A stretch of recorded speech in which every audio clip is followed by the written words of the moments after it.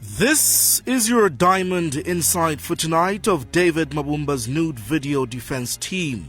We would have avoided commenting on the predicament of former General Education Minister David Mabumba, who is alleged to have featured in a nudity video which went or still viral, but his colleagues in the Patriotic Front appear determined to act as his defense legal brains and therefore keep the discussion alive. This is because as a leader, we expected Mr. Mabumba to come out in the open and state his position on the video and also offer some light in his future prospects. We say this as Mr. Mabumba is no private person and soon he will be called upon to account for his status, being a Zambian and a leader for that matter. For those who know Mr. Mabumba and his position in the Zambian society, we know that his dismissal from the ministerial job does not render him any ordinary person. He is still once a member of parliament and will be required to show his face when the House reconvenes in September for the official opening of the House by His Excellency President Edgar Lungu. Therefore, instead of hiding in the four corners of his walls, we would have expected him to come out in the open. But we can safely tell him that we have not returned ourselves as his legal or political counsels, neither do we hold ourselves in high moral esteem. Our job is to provide an enabling environment for media space interaction, but we can confidently say the self-appointed defense legal team for Mr. Mabumba are not helping his situation. While Reverend Godfrida Sumaili has called for cool heads and to allow police to investigate the matter, her other cabinet counterparts have not been so civil.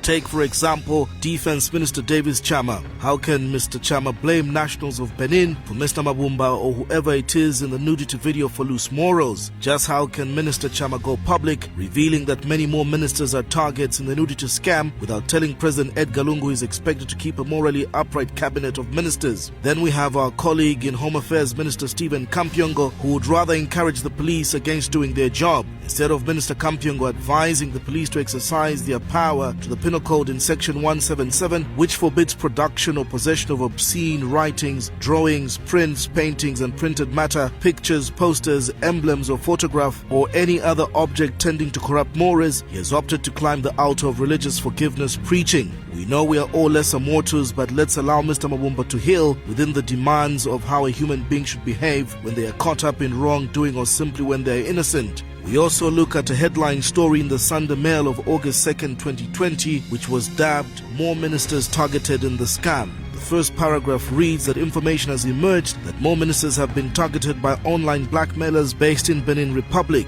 Questions therefore that need answers. Does this mean that more ministers in President Edgar Lungu's government have been exhibiting their nudity on video chat? Does this mean that some of the ministers engaged in video nudity have paid blackmailers and hence cannot be exposed? What are the ministers' moral values about the video nudity to participate in such a scam? Does the mentioning of the Benin Republic by Defense Minister Davis Chama not amount to a diplomatic attack on Benin by our country? Now, if there are ministers who are involved in video nudity, is it not proper that if many more are involved, they should resign rather than wait until they are exposed and in the end embarrass President Edgar Lungu? We await answers to this question.